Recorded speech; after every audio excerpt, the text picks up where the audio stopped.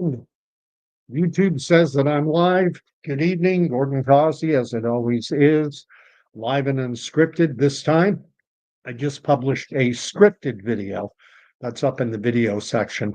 If anyone cares to watch it, it's had a number of views, number of likes, few comments. Candy, of course, wants this, a bacon treat, her favorite. So shake, lay down, speak, speak. All right, come on up. I won't torture you. All right. Sadly, my this video is titled Two Old Farts, talking about politics, and as it turns out, it's just one old fart, just me. Uh, Jack, my friend from the Ottawa Valley, who I did a video with back on February 18th, amazing guy, a retired firefighter, and a guy who went down to the Ottawa convoy protest pretty much every day, only missed a few days, was there on the weekends. He was there all the time. And he was going to come on the live stream again. The last time he came on wasn't live. We pre-recorded one back on February 18th. And back then, Jack had been predicting that the Conservative Party would win 200 plus seats. He was predicting an overwhelming majority. And one might think that I would, haha, you were wrong. Well, no, I'm not going to do that. It's not in my nature anyway. But when I look at the results of the election, and the simple fact of the matter is that in any election during my entire lifetime, any party winning 40+% of the vote would be returned with a very sizable majority. This time, however, it did not happen, and that was because of the absolute total collapse of the NDP vote. And so, even though the Conservatives did manage somewhere punching up in and around 41, 42%, the Liberals are punching somewhere around 45%. Never seen an election like this in my lifetime, where two parties have both polled over 40% of the vote. Both parties, and in normal times, would have been returned with a significant, large majority. 45 in any other election, what the Liberals got this time would have meant well over 200 seats, probably approaching 300, given the size of our legislature now. But instead, I think they're at 169, 169, seats short of that coveted majority. And I don't have the numbers right in front of me, but I know the Liberals are at 169. And in order to defeat, as I mentioned in my previous video, the one I just put out, in order to defeat legislation put forward by Mark Carney's Liberals, that would require the Conservatives getting the support of the NDP and Bloc Québécois. All three opposition parties would have to join together. There's also one Green member, and that won't matter. However, the dynamics of the House of Commons can change. People can die. It happens. Members of Parliament pass away. It's not common, but it does happen. Other individuals, life experience or something comes along and they're forced to resign their seat, and the makeup of the legislature can change. But the Liberal minority is pretty much a super minority.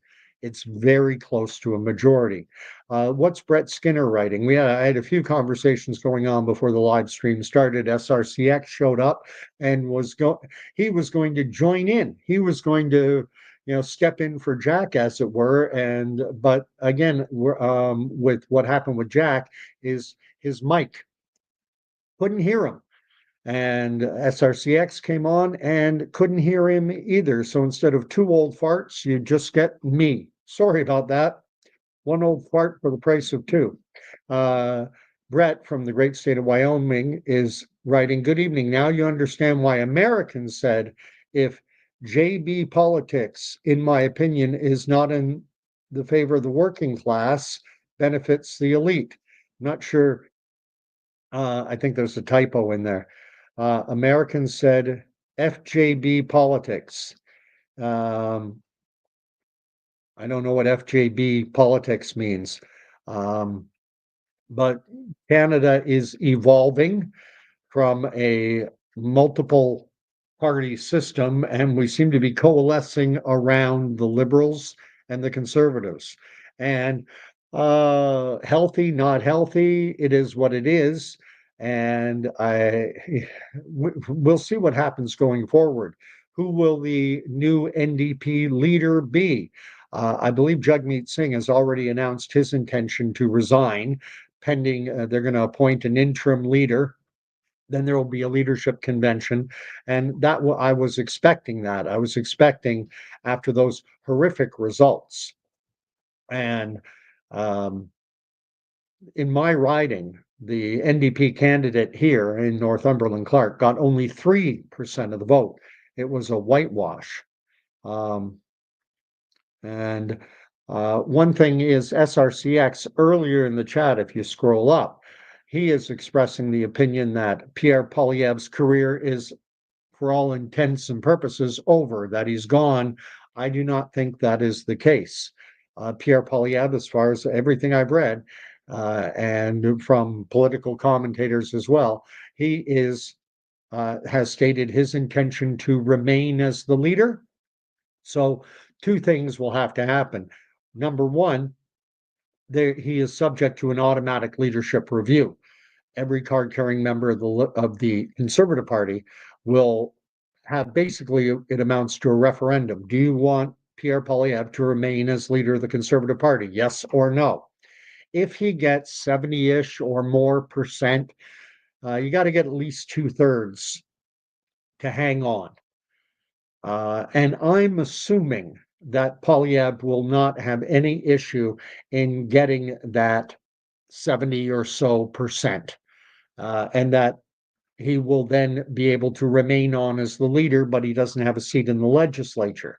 So then what happens is a member of the Conservative caucus, a sitting member of parliament, maybe from Alberta, maybe from Saskatchewan. Poilievre does have roots in Saskatchewan. One member of the Conservative caucus will be asked to step aside in a predominantly, there are ridings in Alberta where the Conservative gets 70-75% of the vote. One of them will be asked to step aside. They'll typically be given something of a plum appointment within the party apparatus, director of communications or policy initiatives. They've got all kinds of titles, and they'll give them a job, and then that individual will resign their seat. They'll vacate the legislature, and then a by-election will be called. In bygone eras, when a leader wanted to run in a by-election, sometimes the opposing parties would choose not to run a candidate and give them the easiest possible entry. And that may happen again. The NDP and the Liberals may look at let's say it's Red Deer, that Red Deer area where it's 70-80% Conservative voting. And they might say, well, what's the point in even going to the expense of running candidates when we know, snowball's chance in heck of winning, let's just let Pierre come in. Now, let's talk about the fact that he lost the Carleton riding, something I did not anticipate. I had heard chattering, there were articles being written, I had people saying to me, I hear Pierre, and I'm like, my attitude at the time when people were saying, oh, he might lose his riding, I thought it would never happen. I don't know how long he's been an MP there. He started in politics in his early 20s. He's won 4 or 5 elections there. I didn't think there was the Liberal had a snowball's chance in hell, but then I don't think the Ottawa trucker convoy protest, I think, might have hurt his chances in that riding. This is the first election since that Ottawa trucker convoy protest. And what's ironic, and this is what makes politics such a difficult game, is that you got to kind of play to the middle as best you can. And a lot of individuals like myself who supported the trucker convoy, who were thrilled with the truckers going down, to support upholding the Canadian Charter of Rights and Freedoms and our, supposedly constitutionally enshrined rights. Um, a lot of supporters felt that Pierre Poilievre didn't do enough to support the trucker movement. They felt that his support for it was very wishy-washy. And but Pierre Poilievre did go out during the trucker convoy. There are pictures of him having coffee with truckers and stuff. So and the people said that wasn't enough. But on the flip side of the issue, a lot of people say, "Oh, that Poilievre, he's with those horrible truckers." And in the Ottawa area, I have family in the Ottawa area, and they genuinely felt terrorized. Honk honk. They were scared. They saw it as an illegal occupation. A lot of people in Ottawa did. And Carleton is in that greater Ottawa area. And so we were propagandized into being afraid. We were propagandized into believing that the jab saved millions of lives. And, I don't want to get too much down into the weeds with all things COVID, but I've said many times on my channel that the word psychological or psychological operation, black operation, spring right to my mind. The over the top reporting, it was propaganda. I'd never ever in my life heard a virus given a branding statement. The deadly coronavirus, the deadly coronavirus, the deadly coronavirus. It was everywhere. And then you would talk to someone, and then, what do you think of the coronavirus? Oh, it's deadly. Well, good. You're paying attention to the propaganda. You're repeating it back. That's what they like. See if there's anything more being written. SRCX finally did. I asked um, where he's from. He's off the grid up in the Yukon, so probably up somewhere around Whitehorse. That's the only town I can name in the Yukon. The JB, thank you, SRCX, he filled me in, saying, now you understand, this is what Brett Skinner write, now you understand why Americans said F Joe Biden politics, in my opinion, is not in the favor of the working class benefits of the elite. Danny has shown up, greetings. Got to remember, I can populate the screen now, and thank you to SRCX for filling me in on what JB stood for. I should have figured that out on my own. And Eat Me from Montreal. So we've got a couple Montrealers, Yukon, we got Wyoming, we got everyone showing up. Appreciate it. And good evening to Danny as well. And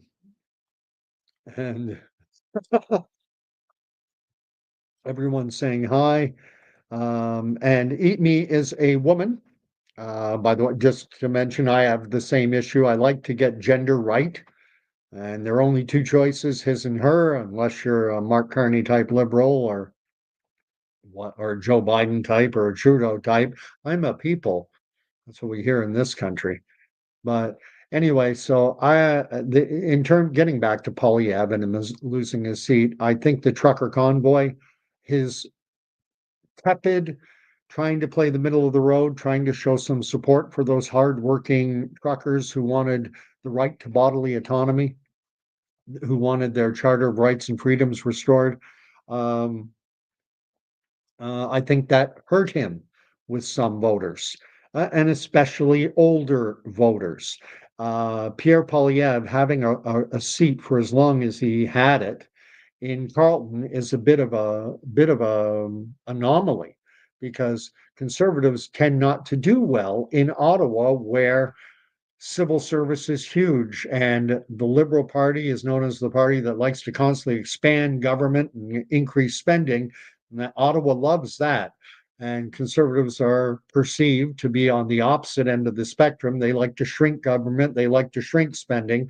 So it's amazing that Poilievre was able to win as many elections as he did in an Ottawa area riding. That would be a tough win. It would be, like the NDP trying to win in Abitibi-Témiscamingue, Quebec, the one time they did, but it's normally very hard. There are certain constituencies that tilt more liberal, some that tilt more conservative, some that tilt more NDP. Uh, everyone's cooking. Everyone's talking about cooking. Let's see. And SRCX is writing that he had over 120 elk outside my kitchen window last night. I imagine so. Up in the Yukon, I wouldn't know. I've never been that far north. The farthest north I think I have been on the North American continent is Wainwright, Alberta. I've been all over this continent. I've been as far north as Wainwright, as far south as Panama. I have been to Cape Spear, Newfoundland, which is the farthest point you can go on the North American shelf or the North American landmass. And on the West Coast, I've been all from Washington down to Oregon, down to San Diego. So I've been all over North America, but I've never made it up to the Yukon. Danny was in a mood for Cajun, so he's whipping up some shrimp. I don't even know what that is. I'm not a big fan of seafood. Going hunting with an apple and a hammer. Well, if you read that report put out by Policy Horizons Canada, which is a government agency attached directly, it's part of the Prime Minister's domain. It's funded directly by the Prime Minister's office. And they paint a very dim future, very glum, dim. Put those together, you get glim. A very glum and dim future for Canada, talking about people foraging for food, going out and hunting for food, because things are going to get rough. This is what Mark Carney has promised us. And I expect that he will deliver on his promise. And SRCX is saying the elk are down in the valley all the time, and he had a grizzly mess up his kitchen window with his nose last week. Wow. He would be a great guy to talk to, but I know, I have technical issues with the internet in my area, which is certainly more built up than where you are, I imagine. Danny's saying you can hurt squirrel, rabbits, and other small game with a slingshot. Been doing it for years. Bok chow, someone's having, Eat Me is having, and Chinese chicken. And what's being written? After work today, I identify as a lump. I did not work today, thank goodness, after last night's election. When you saw I was up for the duration, wanted to see what would happen. I was dismayed to see the Liberal seat count climb as high as it did. I was hoping they'd be, down around 165. I was hopeful that the Conservative and Bloc Québécois combined, that those two parties would have enough seats to have numerical superiority over the Liberals, but that didn't happen. And I've noticed that there are some videos going around now talking about pencil ballots and showing just still pictures, not video, of ballot boxes being put into cars, suggesting that there was fraud in the election. The video I watched struck me to be rage-filled clickbait or rage farming clickbait. The audio seemed to be AI generated, that disembodied voice you hear. And it's that weird tonality that you get with deep fake AI generated videos. We've all heard it. Excuse my cough. And a picture of someone putting a white box that looks to be a ballot box into a van or an SUV or car or whatever. Is the ballot box empty? Have the ballots already been counted? And now is the box being put away? There's not enough detail for me to have any concern about the legitimacy of the results. I am annoyed over the fact that the Elections Canada website was not functioning at all during the count. And that I openly speculated at the time, is this, are we looking at a denial of service attack by an entity like China? Nothing would surprise me in this world. And I do know that China, and we have verifiable proof from the RCMP and CSIS, saying that China has sought to interfere in the Canadian election. And I'm concerned, I've spoken about it many times before, about the degree of concern I have over what I think it's very possible and maybe even probable that there are individuals working in the Canadian government, probably even elected officials as well, who are basically owned by China. They're either on the Chinese payroll or the Chinese have intel on them. They can blackmail them. And so my fear is that there is a fifth column, a Trojan horse operating within Canada. And I wonder, is Mark Carney himself compromised? Is he compromised? And is he going to move Canada further and further into the Chinese sphere of influence? And I do not want my nation state of Canada coming under the umbrella of a communist dictatorship. I don't think any reasonable person would want that. Uh, and what's Danny writing? With Carney at the helm, I foresee us losing all our gun rights permanently. We shall see. I mean, that's typically been the modus operandi of totalitarian dictatorships throughout history, be it Mao's China, Stalin's old Soviet Union, Castro's um, Castro's Cuba, Chavez in Venezuela, Franco in Spain. This is typically the modus operandi. This is what they do. They disarm the general populace. That's why I think, yeah, and it's one of these situations where things are never perfect.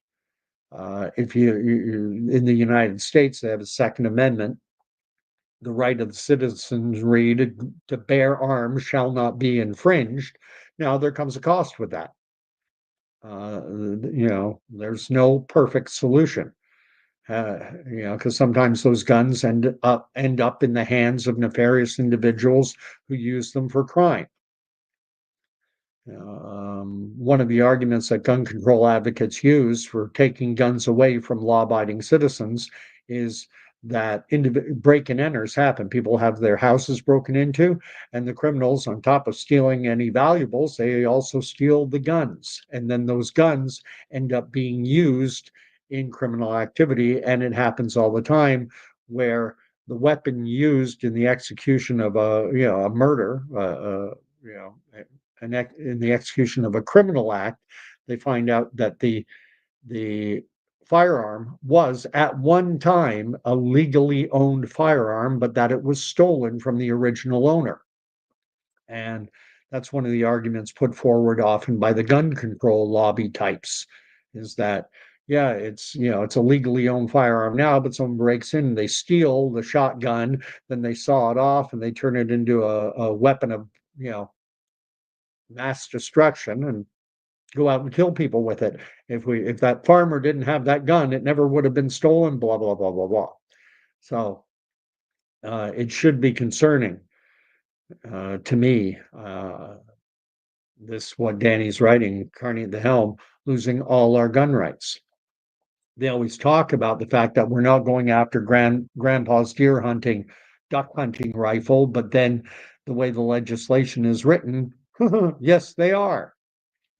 SRCX is saying that back as of April 13th, 2024, there were 7 million confirmed COVID-19. Yeah. The way that works is any death with COVID counts as a death from COVID. Even Toronto Public Health put that out on their publicly through their Twitter account.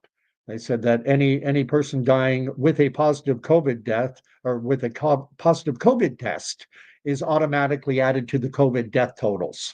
So, 90 or even Theresa Tam was quoted in the Washington Post as saying that 80% of Canada's deaths from COVID happened in long-term care homes. Long-term care, nursing homes, hospices, the places where people go when they're dying, when they're at the end of natural life expectancy. And forget it. Uh, Back in 1968, or in and around 1968, we had the Hong Kong flu pandemic. And according to the CDC, as many as 4 million people worldwide died in just a short 2-year period of the Hong Kong flu. But that was at a time when they weren't testing everything that moved. They had no PCR test, and they could have ballooned that figure by counting any death with Hong Kong flu death. You get a Hong Kong flu test, and any positive test, if they die, I mean, it's ridiculous. You can look this up. There was a coroner out in Colorado, and she was complaining that she had to include 2 deaths in the COVID death totals for their county. And it was a murder suicide. And she said, this inflates the number. We're a small rural area. It looks like COVID's going crazy, killing people. 2 of these deaths were a murder suicide. It was man and wife, murder suicide, but they had positive COVID tests. So got to count them in with the COVID death totals. Lying with Statistics. Great book. Check it out. Danny's saying, let the Hunger Games begin. And Sharunian, whose name keeps changing, it's hard to keep up. Please do not even bother going on YouTube. Well, I'm on YouTube right now. It's hard for me. Yeah. SRCX. If you want, what are you on? Booster number 10?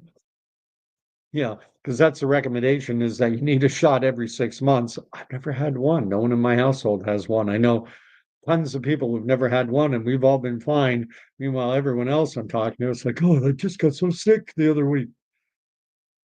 And it's like, well, aren't you? I thought you were, the old days, they used to call it an immunization, vaccination immunization. And if you look up the definition of vaccination before COVID, it said a causative agent or substance designed to provide immunity, meaning you don't get it. That's what we call vaccinations, immunizations. My old military travel immunization record, that's what it was, an immunization record. And I got polio, MMR. And guess what? I have never known a single person vaccinated against polio, measles, mumps, etc. Never known a single person to come down with the disease they were vaccinated against until COVID. Until COVID came along. Now vaccines are more non-expert, but it strikes me they're marketing them more as a therapeutic now. Take this and it won't be as bad, but you're still going to get it anyway. What's Shrunian saying? Cannot trust deepfake. Deepfakes are everywhere now, and because YouTube, monetization. If you can put out, if you can get AI doing the work for you, and can get content that generates a lot of looks, you can make money. And you don't even have to put out the content yourself. I'm talking right now. I could have an AI voice doing this for me. I could even have them mimic my voice, I guess. I try to avoid AI as much as possible, but unfortunately in this world it's not. Anytime I do a Google search now, I get Gemini's AI providing me the answer. Amy saying, just hope the electricity we hold. We have some mad gusts tonight. We had some mad gusts down in my area.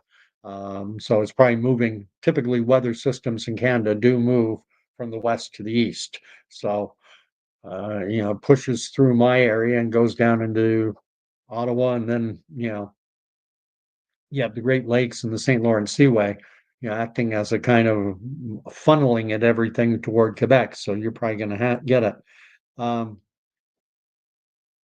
And SRCX says, if I have any questions, that he has 2 Perplexity AI agents open and currently talking together. I don't want to get engaged with AI. No, thank you. SRCX is saying society in general, specifically the individuals who shape society, policymakers, stakeholders, academics, etc., corporate elite, perpetuate a false narrative in order to thrive within a predetermined socioeconomic framework. Thus, we obey authority in order to placate placate the status quo. And people go right along. All they have to do is tell you, look, these people died of COVID, 7 million deaths, and they can get people to believe it because it's on the nightly news. It's authoritative. You don't want to get too deep. People don't want to get too deep down into the weeds. I've spoken too many times about the kid who died in Alberta of stage 4 terminal brain cancer, and they put it as a COVID death. And the only reason we got to find out about that one was because that individual, that child, had two sisters who went public, and they finally got an alternative media outlet, the Western Standard, to publicize the fact that Alberta Health Services was lying about their brother. And it was only because the Western Standard ran that story that it got shared virally on Facebook, Instagram, Twitter. Everyone was sharing this stuff out, and everyone's starting to realize, holy crap, we can't even. Alberta Health Services is lying to us. They're telling us a kid who died of cancer. They're calling it a COVID death. And then that it was only then that Dina Hinshaw, who was chief medical health officer at the time in Alberta, it was only then that she admitted, okay, yeah, we got it wrong. We made a mistake. It was an error. And I call BS on that. It wasn't a mistake or an error. It was done intentionally because they were just about at that time, October of 2021, to roll out the jabs for children. And here was the poster kid for them. This kid, it was grotesque, a lot of the reporting during the COVID era. And you weren't allowed to contradict their lies and misinformation. You would be shut down if you tried to share some truth. What are you going to do? And Denny's saying to me, we don't have and should have castle doctrine in Canada. You're going to have to tell me what castle doctrine is. This is why I love this. This is where I learn things.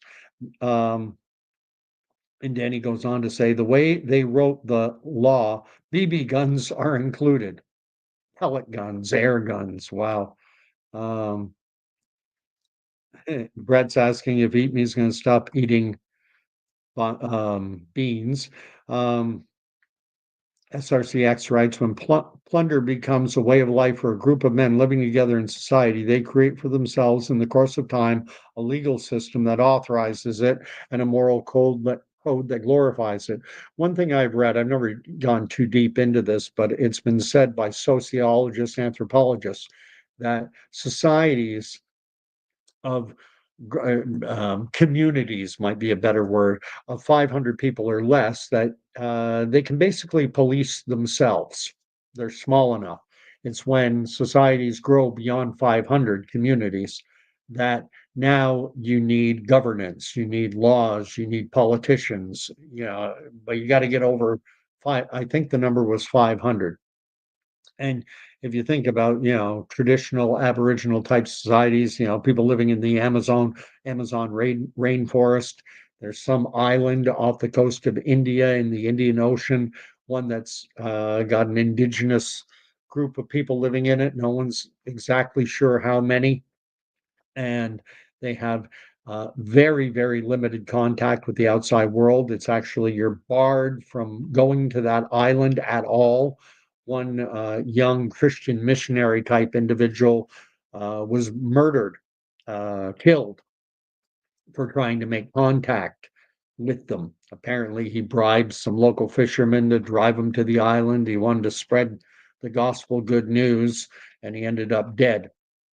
And it's a crime according to International Convention, to have any outside contact. They have some form of limited contact, very controlled with authorities, but they don't even know how many people there are there, and they live a completely, basically what I understand to be a Stone Age existence. What are we saying? SRCX, the global aggregate of essential and non-essential individual consumption ratios defines the planetary resource base. Oh man, it looks to me like you're cutting and pasting what AI is giving you. The socioeconomic conversion, a self-determinate geopolitical corporate hierarchy, or defined oligarch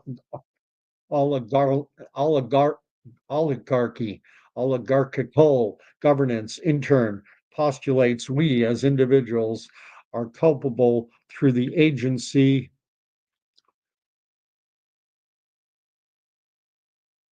Oh, I lost it. I lost your message. I scrolled too far ahead. Head.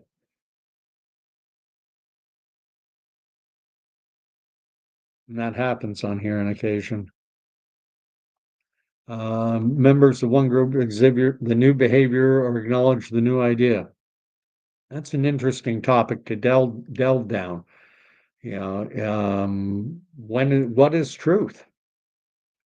And for a lot of people during the COVID era, truth was that the COVID jabs would prevent infection transmission, and that was truth.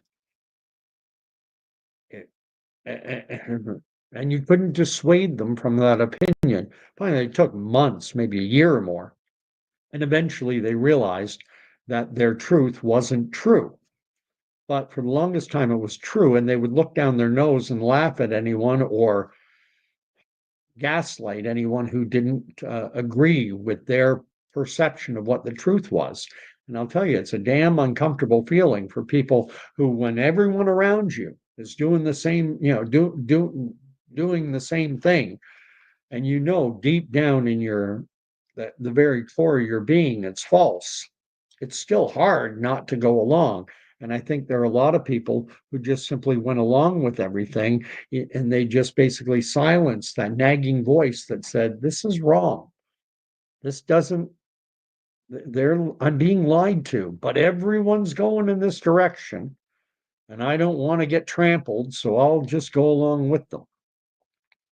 Uh, no masks, no tests, no jabs, no regrets. I never had a single test either. I was lucky because I was at the unit I was in, and there were 20 in my workspace.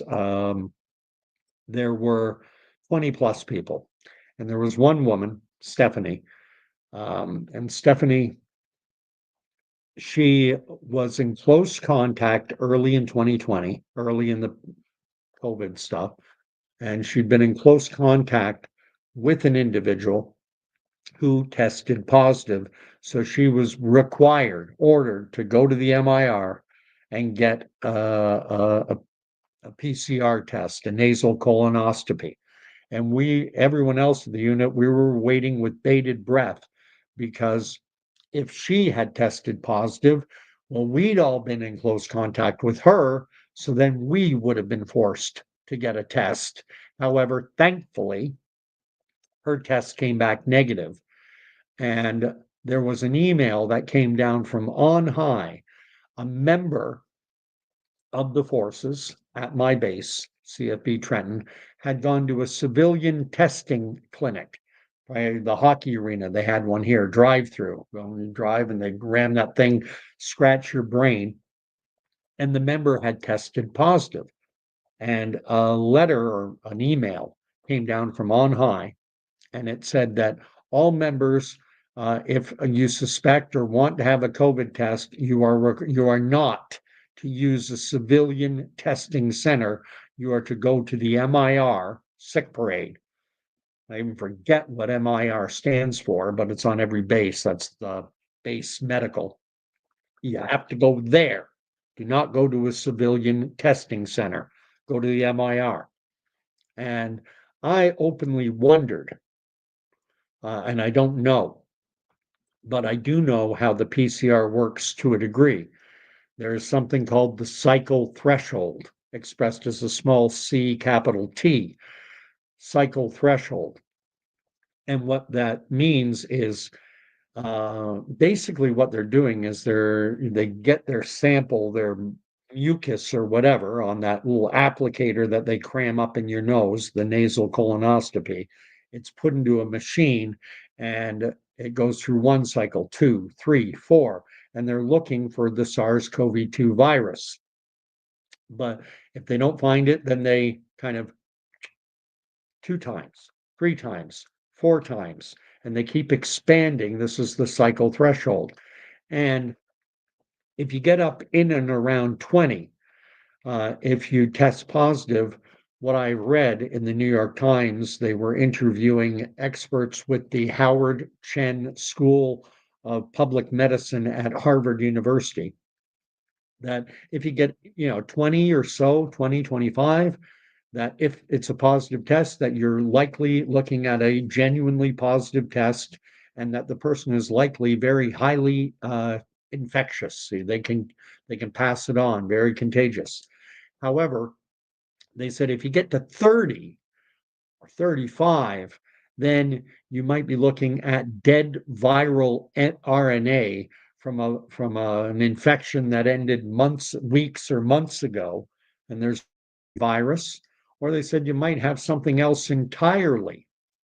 You might have another type of coronavirus, because picture when you take a picture and you keep expanding and expanding and expanding on your computer, it pixelates and it becomes fuzzy.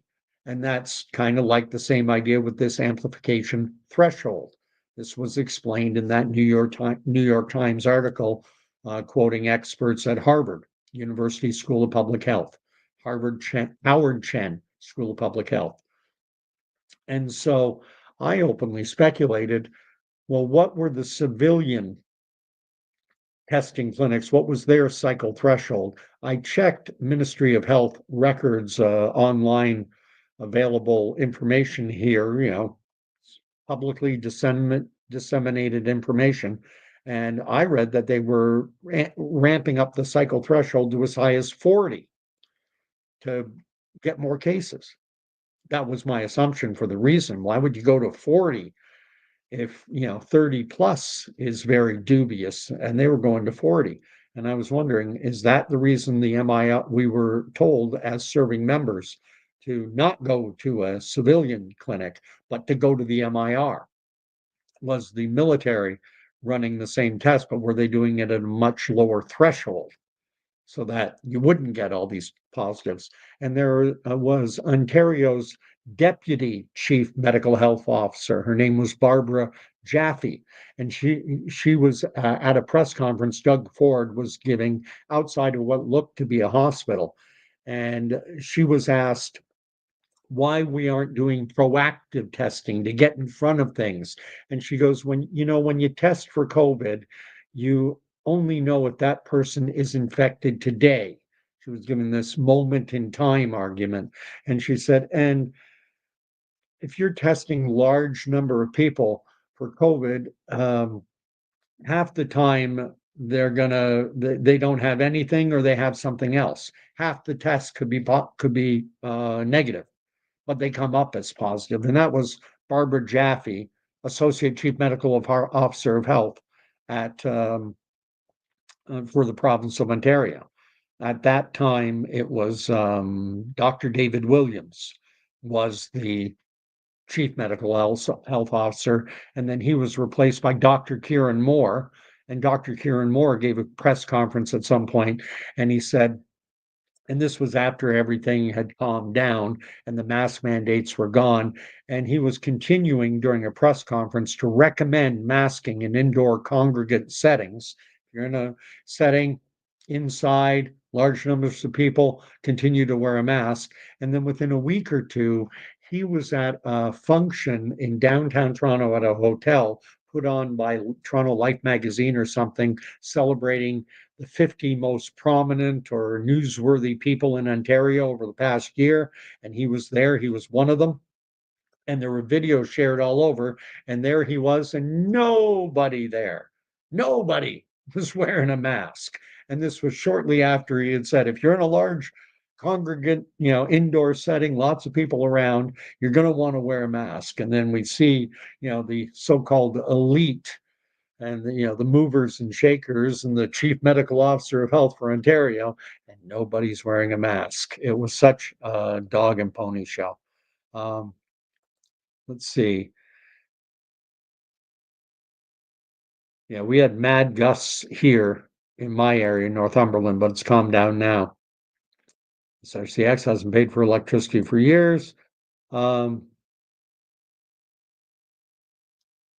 Just catching up. And Danny shares my opinion with respect to artificial intelligence that it's evil.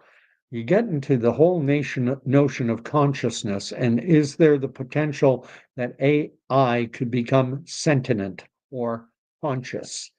And now we're talking about something that takes on a spiritual dimension and that comes with consciousness. Now we're getting into metaphysics, quantum mechanics. Now we're getting into this idea of heavenly realms or multiple dimensions that used to be just theoretical, but then with the discovery of the Higgs boson particle, sometimes called the God particle, that they found can exist in two places at the same time and can move at light speed, faster than light speed from one spot to another. And this idea of multiple dimensions became more concrete. And that was discovered with that, uh, I can't even say it, CERN in Switzerland, the Hadron Collider. It's a big circular tube that stretches for kilometers, and they take electrons and atoms and they send them spinning around this collider in opposite directions at speeds approaching the speed of light, and then they slam them into each other. Insane what's happening in this world. And hydro bills are going nuts. Cryptomeria, yeah. AI will lead to the downfall of humanity, and both in Washington and now in Ontario or in Canada, in Ottawa, we seem to have leadership in both Canada and the US, and certainly in China. That seems to be all in. There's almost an arms race around artificial intelligence. And for the vast sum of humanity, I do not think it's a positive thing. AI can replace what a lot of people do. All AI needs to do is to become ambulatory. And we look at the advances in robotics, and then you can get AI working on robotics. You can get AI trying to solve the problems that robotics has. And with the exponential learning curve of AI, it could be months, maybe just a year or two away from looking at a future like what we saw in that movie. The one with the Will Smith. I Am Robot or something like that, or AI with Haley Joel Osment. Let's see what's being written. Let's see what I have a water turbine in the bottom of a nearby river. It's set deep enough that it's functional 12 months per year. Okay. I saw a guy down Kingston area, was chronicled many years ago, 15, 20 years ago, maybe more, on the news. And in the winter months, he took power off the grid. And in the summer months, he put power onto the grid. And he paid nothing for electricity. Actually, the hydro company gave him a check because he was net over the course of a year supplying more than he took off. Wintertime, he generated less solar power, less wind power because his wind turbine with freezing rain would clog it up. And he had also a water mill. And, so he had all these sources to generate electricity and didn't need to draw any power off the grid in the summer months. He would be putting it on. So I don't know how many megawatt hours he was using, but he needed 100 and he was producing 150 in the summer months. So he'd be adding 50 megawatt hours or whatever, however they measure it. People are sharing their usernames okay, here's the castle doctrine. Individuals have the right to use reasonable force, including deadly force, to protect themselves against an intruder in their home. This has been codified by state legislatures. Yeah, it's American. Danny might remember this from when he was in the reserves. When you would do a military exercise, you would get a little card called the ROEs, Rules of Engagement. Is deadly force authorized and under what circumstances? That's thinks that's very cool. I'm going to wrap up pretty soon. I wish Jack had been able to come on. I'd set it up and we were all ready to go. Uh, Polymer chain reaction, yeah, I know what it stands for. It's a laboratory technique used to amplify small DNA samples into millions or billions of copies. And the inventor of the PCR test, I forget the gentleman's name, said that this is not to be used as a diagnostic tool, not in of itself. What he said is this can be used as part of a diagnosis, but it shouldn't be, do not use it simply as the end all and be all. If someone comes in presenting symptoms and you can't nail it down, is it flu? Is it meningitis? Is it COVID? We don't know because symptoms can be very common. There are common symptoms across a number of different viruses, diseases. So you can do blood testing, symptomology, and add a PCR urinalysis, and then add a PCR test into the mix. But what happened is that guy died, conveniently, who had said, "Don't use my test for diagnosis," and they did. And SRCX's DNA sequence in more detail. Sounds like some more AI stuff. And that was the guy's name, David. I think that was his name, David Russell Williams, the inventor, said, "Don't use it to diagnose in of itself." And that's exactly what they did. That's all we're counting. If the test says positive, it's a case. And then if you die, if you get hit by a truck, or if there's a murder suicide, we're going to count your death in with the COVID totals. And that's what they did. And that was the direction from the World Health Organization, because they said we need to know how widely spreading this is, but you're counting every death with COVID as a death from COVID. Kid overdoses from fentanyl. Well, he had a positive test, so put in the COVID death totals. And then people go, "Oh my God, 7 million people died. Oh my God, I need another booster." Every living being is inherently seeking pleasure, and the only true pleasure of the heart is the pleasure of love. This is something that universally everyone has in common. Everyone is seeking the pleasure of love. The greatest problem in the world is pollution within the ecology of our home. Okay, I feel SRCX like genuinely you're just spewing out stuff that you're getting from your AI bots. This virus is so dangerous and deadly, we need to test you to tell if you got it. Yet when you get the common flu, because not showing, I've had the flu. I had it in 2005 or 6, might have been that winter of 2005-6, and it absolutely 100% knocked me on my ASS. It knocked me for a loop. But I knew I'd get okay. I didn't go to the hospital or anything. But I tell you, if it had been marketed like COVID was, I might have thought I was dying. Oh, because I felt horrible. I got a milder case in 2011 when I was at Valcartier. And I wasn't so bad that I couldn't drag my rear end to sick parade because I wanted to get a chit to take into my unit to say, "Look, I'm sick. I'm not, what's the word they use? Sandbagging. Not sandbagging. I'm genuinely sick." So I went in. They wrote me my check, gave me that day and the next day off to recover. And I went into my unit, handed it to a sergeant who I didn't know. He'd only just posted in. I didn't know him. Handed him my chit, and he's like, "What are you doing? Get away from me. I don't want to catch it, Gage." And I said, "I didn't know, some sergeants are like, you better be dying. If you're sick, you get to the MIR, and if you can't get to the sick parade, well, then you better be dying." And so I went, and he said, "Look, I get it. I'm not," and he said, "I'm pas comme ça." He was from Ille-Madeleine, and I had trouble understanding him. And the SRCX asks the $1 million question: what is consciousness? Good luck. Good luck. Trying to put a definition on that. For me, it means you have a soul. But even physicists have a difficulty with the concept of consciousness. Brett saying, "I might just say, I think AI might be able to make the world better when cowboys heard of the car, they probably were not all about it, just my thought.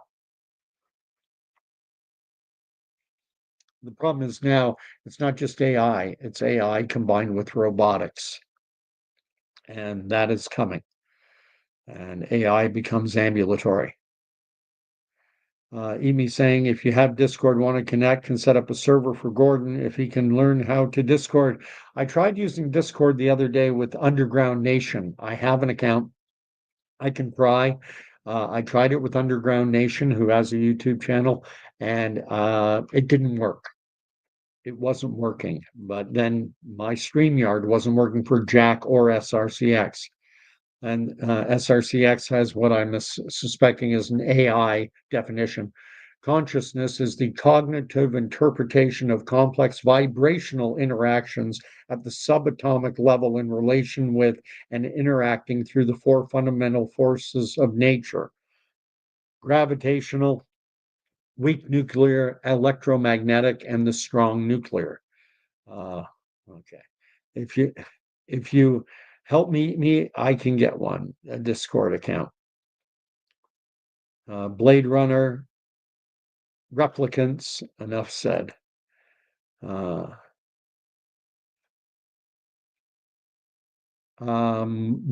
think I'm Gordie Canuck. I think my handle on Discord is Gordie Canuck. I think so. And Danny's channeling his inner buckwheat.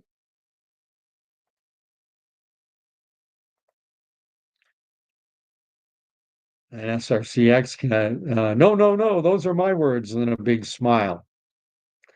The inventor of the Carey Mullis, and he got a Nobel Prize for his work. He was the one who said, "Don't use my test. Don't use this polymer chain reaction test as a diagnostic tool in of itself.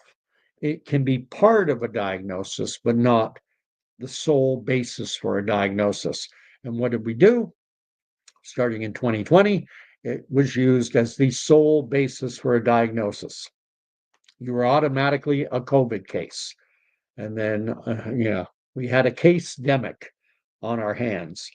And, that was the famous time when, well, I don't have any symptoms. Well, that's one of the symptoms. It's the first disease I'd ever heard of where not having any symptoms was a symptom. And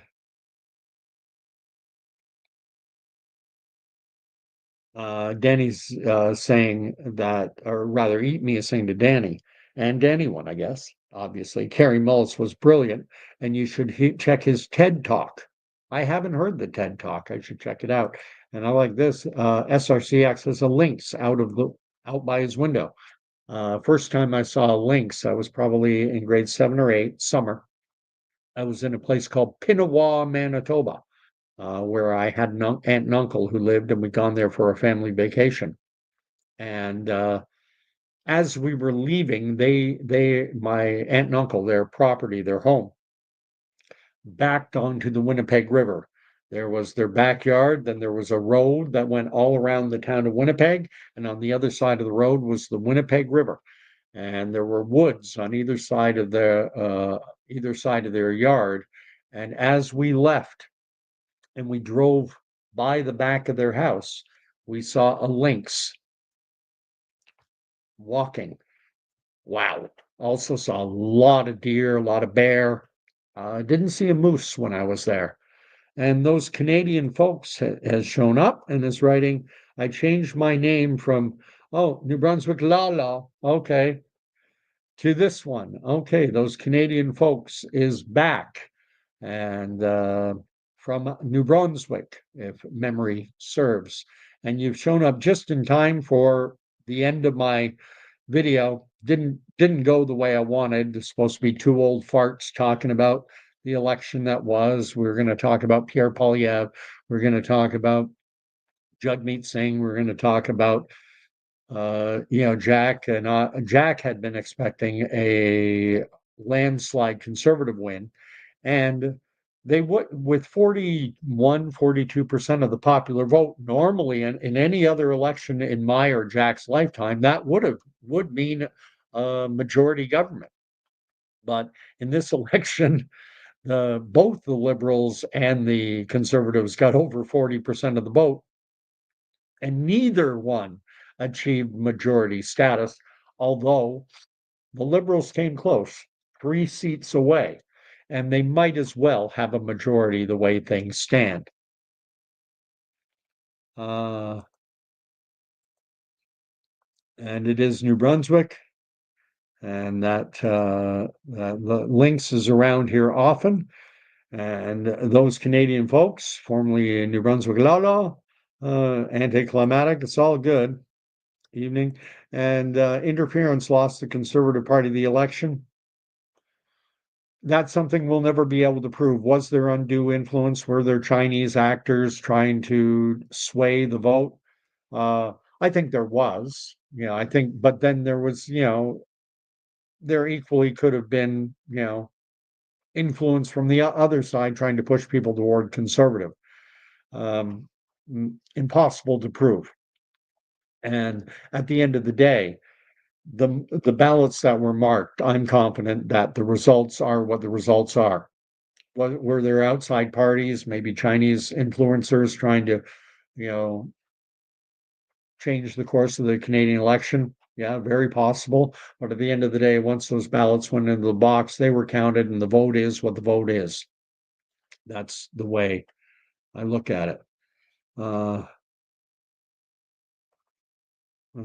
home planet, the Earth, constantly bathed in light energy, photons causing visible light refraction on the electromagnetic spectrum. Hey, and Danny, thank you for something I don't need reminding of, but sadly often we do. Jesus is King. I've got it over here. There's my Bible. Jack is also a Christian, affirms his faith regularly, and I'm sure that would have come into our discussion as well. We're going to reschedule and hopefully get the audio portion working on his end. And Brett is saying, what do you call a nose that believes in heaven? And I'm going to wait for the answer. Now you're going to make me stick around. Those Canadian folks says there were threats to Chinese to not vote. I'm not familiar with any of that. I don't know anything of that nature. No, heaven only knows. Oh, very good. I got to go back to the question now. My little guy will like that joke, Brett. What do you call a nose that believes in heaven? Nobody knows. He will like that. He likes bad puns. That's a good joke. And Eat Me liked it as well. And the biggest problem we have with, when it comes to what is your concept of God? There's that, George Carlin would say the invisible man in the sky. That's one concept of God that a lot of people have. I don't believe God is invisible or that he's a man in the sky. But however you want to do it. God bless everyone. Thank you for watching. I'll end my videos the way I always do. We'll see what happens in the days and weeks ahead. I'm sure something will come up, politically or internationally. Goodness knows. I put an open invite to someone on my Facebook feed to come on who's all in on supporting Hamas and their efforts to wipe out Israel off the map, wanting to kill or drive out all the Jews out of the Holy Land. And I'm like, hey, come on my YouTube channel and discuss it. And she's like, no, I won't. So anyway, God bless everyone. May the Lord bless and keep you. May the Lord make his face to shine upon you. And may the Lord grant you peace. Probably not going to do a video tomorrow. You need to take a break for a day or two, but we'll see what happens. I make no promises because if something happens in the world, I'll want to talk about it. So thanks for all the likes. Thanks for the shares. Thanks for the subscriptions, 20 or so in the last 7 days. Hopefully I should be able to get up to 1,200 and maybe by, before the end of May anyway, if things keep going at this rate. Let's see. The road around Winnipeg is called Perimeter Highway. Oh, okay. Well, around Pinawa, they have a perimeter. It was a dirt road back then. Pinawa, Manitoba. It's up in White Shell Provincial Park near Lac de Bonnet. If you know Lac de Bunny, it's Lac de Bonnet. It's French, but they call it Lac de Bunny. And God bless. I don't want to cut off anyone's chat, but you can stick around. I'm tapping out, and we'll see you all the next time we see you. Good night.